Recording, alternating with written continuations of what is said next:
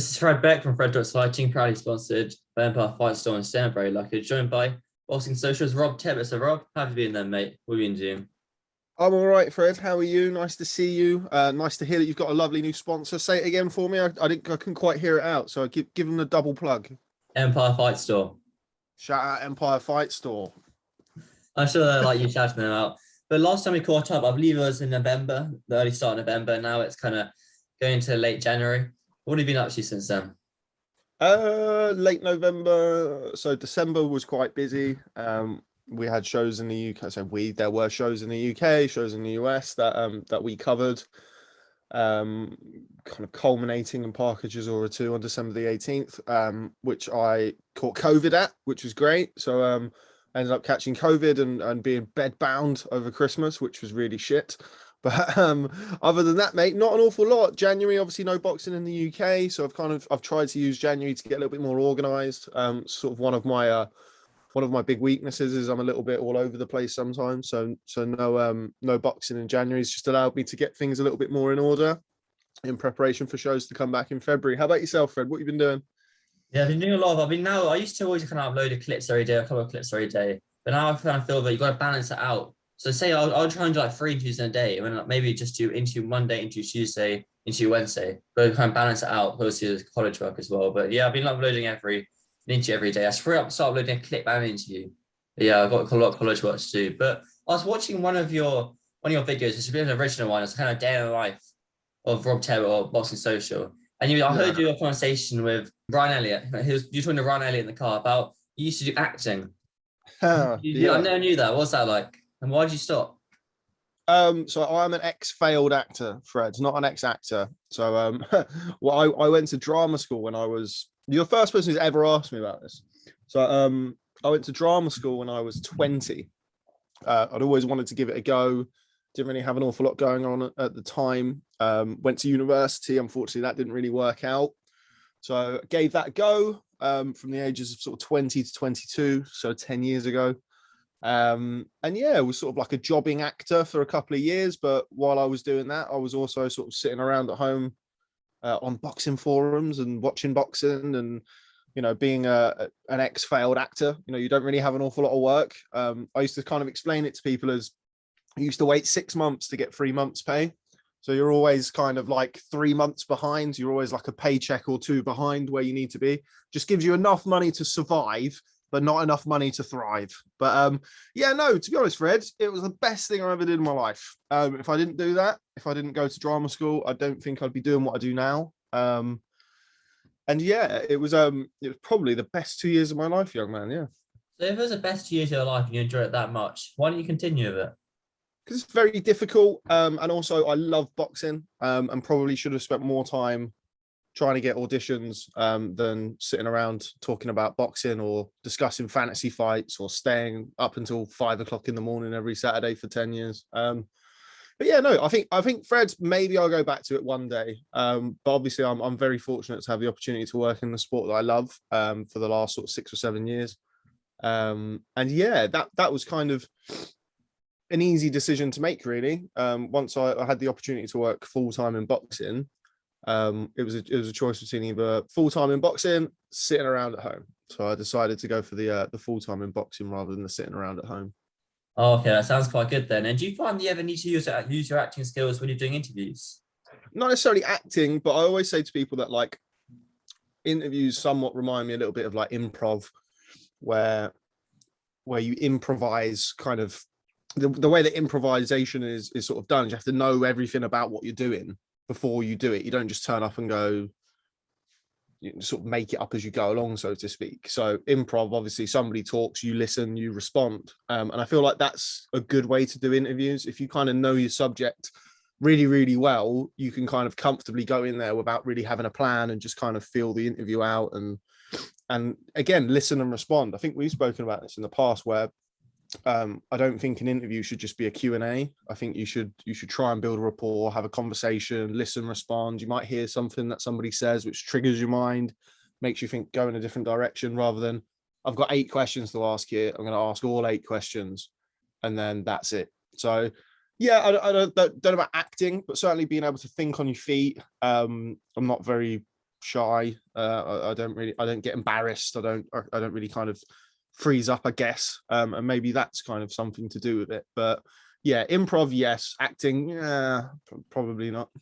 Maybe it just helps with the confidence. Obviously, being able to act for a load of people and then be able to go to someone and ask them for an interview. Yeah, like, yeah, I mean, when I was 21, Fred, I did my first ever play, and all of my friends thought I was fucking mental.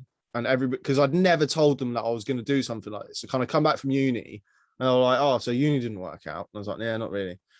And oh, what are you going to do now? So well, I'm going to give acting a go. And they're like, "Oh, fucking hell, what is this guy doing?" And then yeah, so the most nervous I've ever been was before my first Amdram play when I was like 21, where I had like all of my friends, all of my family, I know about 100 people there. But if I'd have fucked that up, then I'd have been the laughing stock of my entire friends and family. So that little shitty Amdram play, great Amdram play, by the way. Not that anybody will be watching this. That kind of set me up, man. I'm never going to get nervous over interviewing Eddie Hearn or a fighter or something like that when you stood in front of a load of people who are kind of waiting for you to fuck things up. Like they're kind of there to think, yeah, this is going to be shit. So yeah, it's good, mate. I think yeah, I think I learned a lot from my 2 years at drama school, and certainly the couple of years afterwards, about, you know, working hard and all of that sort of stuff. It's the only thing that or to that point, it was the only thing that I'd ever put 100% into. And then since then, my kind of whole outlook and work ethic and stuff changed. So yeah, didn't expect to be talking about this today, but as I say, you're the first person who's ever asked me about it, Fred. So well done. Also, did you like that video, that day in the life of a boxing journalist thing? Be honest. I thought it was good because it was different. And I thought everyone just uploads interviews, but you need to start switching things up. I think you've got to start find your niche. But I've heard you just mentioned there a couple of minutes ago that you're kind of up to 1 in the morning. I've noticed a few times when I come back from shows and it's been quite late, but you've been in Twitter spaces at like 1 o'clock, 2 o'clock in the morning. And that's a bit of a personal question, but you getting enough sleep at the moment, Rob? Probably not, mate. No, look at the bags under my eyes. But why is that? Well, I don't know. I mean, if you're a British boxing fan, it's kind of par for the course, isn't it? Every Saturday for the last 12 or 13 years, I've stayed up on Saturday nights. It's getting more difficult. It's kind of like a boxing career in itself, where I've got a lot of miles on the clock now. I'm kind of like a grizzled veteran of staying up into the early hours. Like, for example, last week for Joe Smith, I ended up falling asleep and waking up just in time for the main event, which was great. But usually I try and power through. But yeah, no, I think it's, yeah, you kind of have to make your peace with the fact that if you're going to be a British boxing fan, you're probably not going to get an awful lot of sleep on a Saturday and a Sunday. Do you think you'd ever consider moving to America, living over there, so you don't have to wake up? Yeah, I think one day I will. I think it sounds awful. I think if it wasn't for the fact that I have a young daughter, I think I probably would have already. Certainly looked into it. We have a lot of obviously there's a lot of shows over there. There's a lot of business, like a lot of business that can be done in America for us. Kind of always thought about it years and years ago, but never really had a reason to do it, I guess. But now working in boxing, and obviously the amount of shows that are in America, it's realistic. I think I'll probably set an office up over there pretty soon, to be fair. But as far as me getting over there, probably, I don't know, probably 10 years away from that, I reckon. I'd like to do it though. I'd like the experience. Do you think it's easier to be media over here in the UK or in America? Because in America, you're willing to travel to so many different states and to fly. When in England, you can just drive up and down the country, even though that is quite far. Do you think it's easier to be media over here in the UK or over there in the US? I don't really know, mate. I couldn't really comment without experiencing it out there, I suppose. But yeah, obviously America is much bigger, much more difficult to get around than the UK. But having said that, you know, internal flights, I've got a lot of UK internal flights, and I guess you would kind of just treat it like that after a while, even though an internal flight from sort of New York to LA is 5 hours. It's not the same as going from London to Glasgow. But yeah, I don't know, mate. It's a good question. I'll have to let you know, Fred, once I've experienced it. But obviously, I've worked in America plenty, but I've not like Andy last year. I think he had 22 weeks in America. I've never done a stretch like that in America. But yeah, I'll have to let you know, Fred, once I've experienced it. Okay, that sounds quite nice then. You just mentioned there you might have an office out in America, but do you have an office Yeah. out here in the UK yet? So I believe Aim No, telling me that you might have one soon. yeah, we did have one before the pandemic. So we had two offices. We've had two offices. We had one in Old Street. The other office was the other side of Shoreditch and Rivington Street. And at the minute, because of the pandemic, and obviously shows are not back in January, but shows will be back in from next month. I think we'll probably look at an office then. But I don't know, to be honest, mate. Like the whole world has kind of changed now, where everybody's able to do things remotely and Zoom and this, that, and the other. I do feel like an office environment does help. But yeah, I'm not sure when that will be, but yeah, soon we'll have an office. Will the podcast be near the office or in the office? Or will that be the Uh, same studio? I don't know.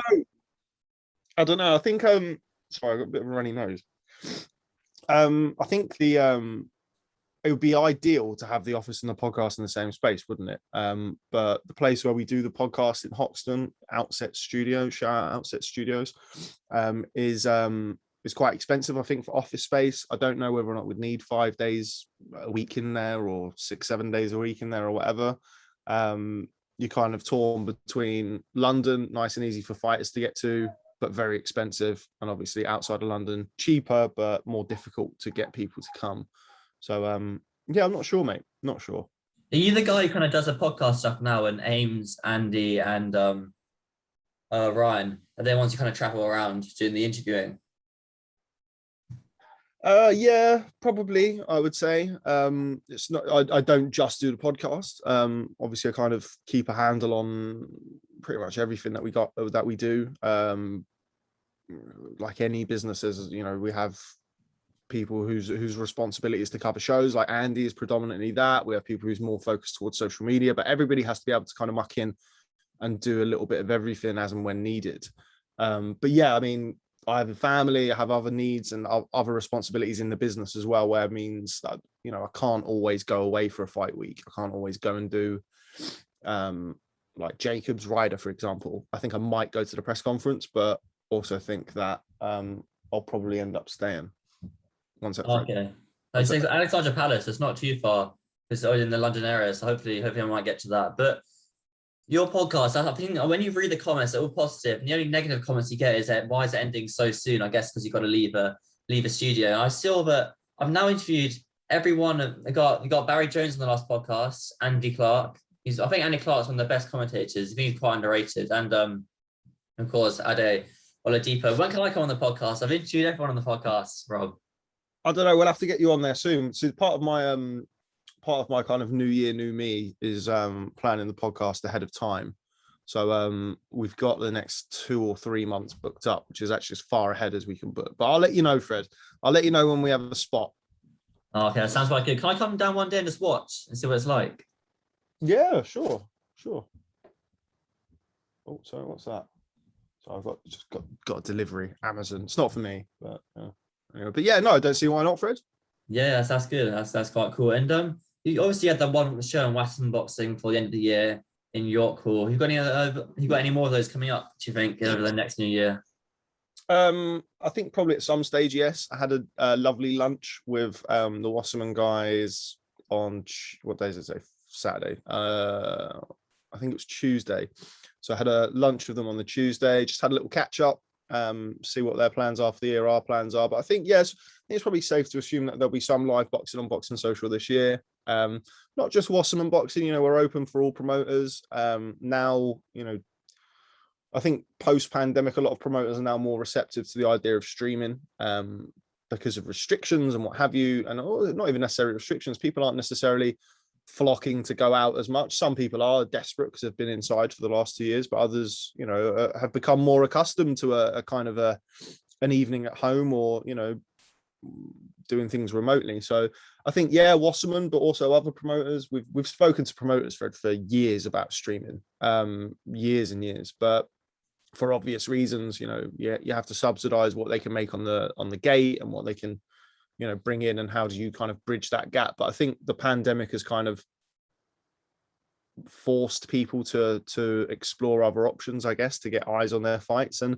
look, we're open for everything. We have no affiliation to any specific promoters. We don't have an exclusive deal with Wasserman. We're not, we're open and available to everybody. So yeah, I would certainly hope that we have plenty of live boxing in 2022.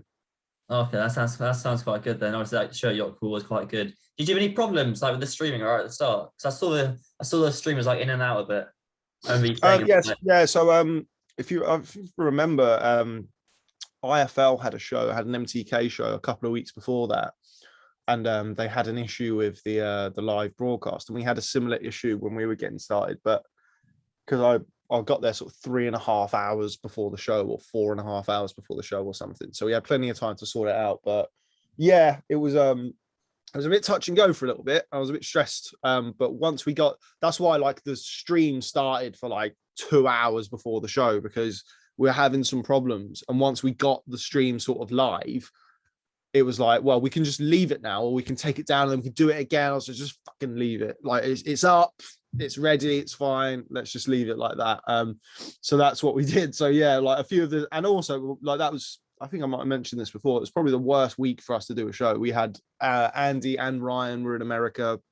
My colleague Jordan, who does our sort of digital side of things, our head of digital, he was also in America. So it was basically sort of me, which isn't ideal on something like that. And so one thing goes wrong, and I've had to commentate, which was random. So yeah, it was a good experience, and certainly a learning curve, but hopefully something that we can do again. I saw the video that you guys put out.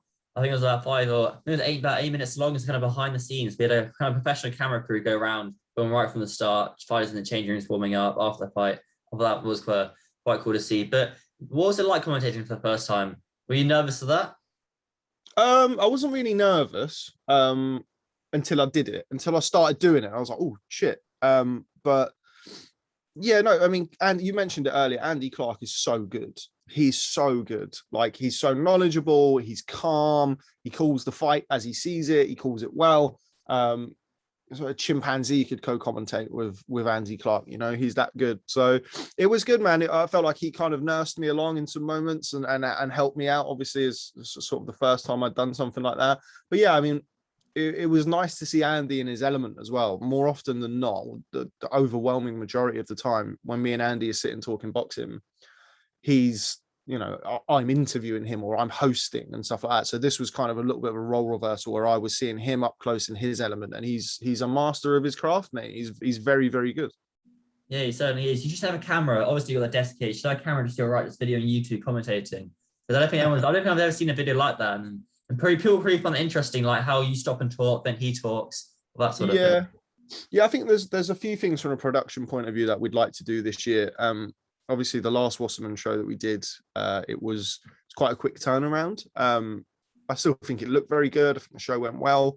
But yeah, there's a few things that we'd like to do. And I know Wasserman have got some really exciting plans for certainly their boutique shows that they're looking to implement in 2022. So yeah, like little bits and pieces like that, different camera shots, different kind of ways to allow the audience to interact with the show. I think it's really important, particularly in kind of the new evolving digital age. Do you think Louis Horn will be on another Wasserman show then? Louis Horn? Yeah. I don't know, mate. You'd have to speak to Wasserman. I have no input on the cards. I would hope so. Obviously now has had his successful professional debut. I thought he boxed well on his debut as well. So yeah, I think we'll probably end up seeing him sometime soon, but obviously I'm not involved with the matching or the promoting side of things. Oh, okay. All right. That makes sense then. And a while back, when DAZN introduced it going up to, I think it was $7.99, and they said there might be pay-per-view on the app. I mean, there's quite a lot of raging on Twitter, a lot of outrage on Twitter, but I think you kind of stayed fairly quiet in that. And one tweet you put out was saying, I'm not going to comment on this in case I ever have to release Bossy Social on a paid subscription. Well, one, I don't think I was very quiet on it, Fred. I think I was. I'm saving you here, Rob. I'm saying you're quiet. I'm saying you're quiet. I don't really care. I don't need saving. I don't need saving. I wouldn't tweet something and then backtrack. It's not really my style. Yeah, no, I didn't have a problem with DAZN going up. I had a problem with them telling us it wouldn't, and I had a problem with DAZN telling us that pay-per-view was dead and there was no plans to introduce it. I think there was a tweet in August that said that there was no plans to introduce pay-per-view, and then there was the survey sent out about 2 or 3 weeks later. I think transparency is very important when you're dealing with a customer, a subscriber base.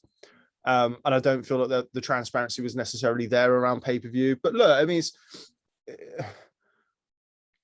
I think without the kind of pay-per-view is dead, forget pay-per-view, blah, blah, blah, you'll get all of your pay-per-view fights for a nice subscription of $1.99 or $7.99.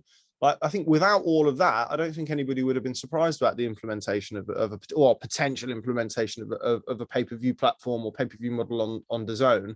It's just when you've got months and months and months, years and years, even when they launched, of no pay-per-view's dead, and then all of a sudden we get sounded out about pay-per-view. But with regards to kind of Boxing Social, I think, yeah, maybe one day, Fred, maybe one day you'll be paying your $1.99, then $7.99, then Louis Horn boxing for a bantamweight world title on Boxing Social pay-per-view. Let's go. Boxing Social pay-per-view, behind me. And as a boxing interviewer, you get a lot of access to a lot of boxers, promoters, coaches, cutmen. And do you ever have to be careful not to burn any bridges by saying the wrong thing on Twitter or in an interview or on a podcast? Probably, I guess. No more so than any other industry, I reckon. If you work for, I don't know, whoever, and you tweet that your boss or somebody you work with is an idiot or whatever, then that can bite you in the arse. I don't think boxing's any different in that regard. Obviously, access is important, but I think most people in boxing don't really take things too seriously with regards to certainly Twitter. I mean, I have had people annoyed about things that I tweeted, but it's Twitter, mate. It's not real life. It's an app. But with regards to the kind of, I guess, sort of maintaining relationships, yeah, I guess you have to be somewhat considerate of how this may come across, but ultimately you're there to do a job. And as long as you do it and you're neutral and impartial, if somebody has a problem with that and you know that you've been neutral and impartial, or if it's just kind of what you think, then that's not really your problem. As long as you do everything that you feel is right and you feel that, you know, you're happy with what you've done and your moral compass is aligned the way that you want it to be, and somebody has a problem with it, then that's just life, unfortunately. You can't please everybody all the time. I think it's important to stay true to whatever you think or however you feel. And if people like that, great. And if they don't, then that's unfortunate. Okay, now Ade works for DAZN. Do you think he has to be more careful about what he says? Or do you think he'll be the same old? He's very good, Probably. he's really good at his job. Yeah, probably. I think it's probably a bit different when you work for the broadcaster than sort of independent media, I guess. But I don't think Ade lets anything kind of impact on his opinion. We did the pod the other day when he picked Joshua Buatsi as his fighter to lose their O in 2022. Who's obviously predominantly boxed on DAZN recently. Obviously, he's a Sky fighter before then. I don't know, mate. It's a question for Ade, but I don't think he would allow it to impact on his opinion. I think he would always still stay true to what he feels. But I think it's obviously, as I said, slightly different working for the broadcaster than it is as independent media. I think people are expecting impartiality from an independent media where they're not necessarily expecting it from a broadcaster. They're selling a product, so to speak, whereas I shouldn't be selling a product. I should just be selling boxing overall as a sport, I think. Okay, that's good. That's a good way to answer it. I watch it. Ade's videos are very, very good. I watch every single one of them. He literally uploads every 2 days, and they're good 20-minute videos. I got a couple more questions. Merchandise, Rob. You still got this. Yeah. It's kind of like Dillian White and Tyson Fury. You don't know when it's going to come, but hopefully. Yeah. I'm just sort of looking over now. You got it. You got it now. Do you want to show it to the camera? I got a few bits, but I don't have all of them, so you have to. But mate, our Shopify is ready to go. It's just, as I say, I think like in December when I got COVID, we still had to put the magazine out, like the annual, and the Shopify's just kind of ended up getting pushed and pushed and pushed. But it's ready to go. We've got certain bits and pieces, mugs, hats, t-shirts. I think we'll eventually have sort of some of the posters that we've done for our magazines and a few other things on there as well. But yeah, it's coming soon. You'll be getting your free Boxing Social mug or free Boxing Social t-shirt, whichever you prefer, sent to your address. So yeah, hopefully sometime soon. You think before the end of March? Yeah, probably. Well, the end of March is fair enough. And just one last question about this. I think the hardest thing is when you're kind of starting out and you don't have that many contacts. Would you say your job's easier now that you've made quite a few contacts? No. Really? No, but my job's different now, Fred. My job isn't, I'm not, when I first started, I was sitting around just interviewing, and that was it. One platform, just do an interview, throw it on YouTube, away we go. I didn't really know sort of what I was doing sort of 6, 7, 8 years ago when I first got into boxing. But no, my job certainly isn't easier now. I think like things like, you know, getting hold of people is probably easier, but my role has changed quite a bit. So yeah, not easier, but easier to get hold of people. Yes, I would say that. Yeah. Oh, okay. Do you organize all the interviews for Andy, Ryan? Do you organize it for them on the Zoom ones, or they organize it themselves? No. So obviously Andy and Ryan, And Ames, sorry, I've got Ames.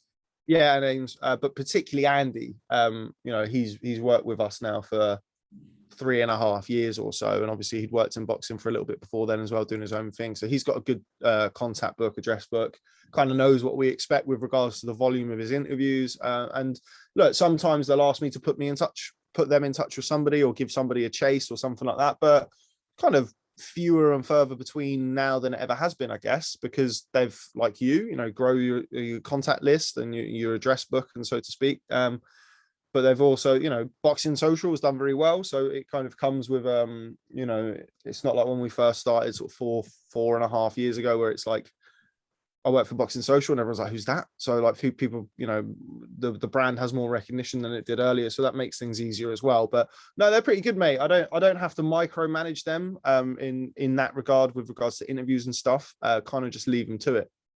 Okay, that sounds quite good on them. And just one last thing, the magazine now, so you read it online. Do you think it'll ever be in a paper? Yeah, I think the next annual will be a hardback. I think we're probably going to do like a December to December hardback. I would like to do, but it depends on how busy December is, because obviously for us to make it worth our while, we have to get it out for like the Christmas rush and stuff like that. So you want people buying it for Christmas, the Boxing Social Annual 2023, as it will be. But yeah, it's just kind of working out how to do it. But there'll definitely be a hard copy version of a magazine or an annual at some point in 2022. Okay, that sounds good then, Rob. That sounds good. The drawings on the front cover of the magazine, that's quite cool. Good poster. But oh yeah, you're selling posters of it, aren't you? Yeah. So we've got some of them. Obviously, we have to work out with the some of the illustrators and the artists. Obviously, I don't do them. Fucking, we can't do them. We work with some really talented guys on the illustration side of things. Our last one was the Christmas one, which we kind of had like the lightweight snowball fight with Tyson Fury and Alexander Usyk in the sleigh for Merry Christmas and stuff. It was good. Really enjoyed it. The one that we had last year, I thought was our best one for Christmas, where we had kind of Fury and Joshua at Christmas dinner, trying to make Joshua Fury with Wilder and Usyk outside. I think that's the favorite illustration that I've done. But yeah, that'll be available on the Boxing Social Shopify as and when that is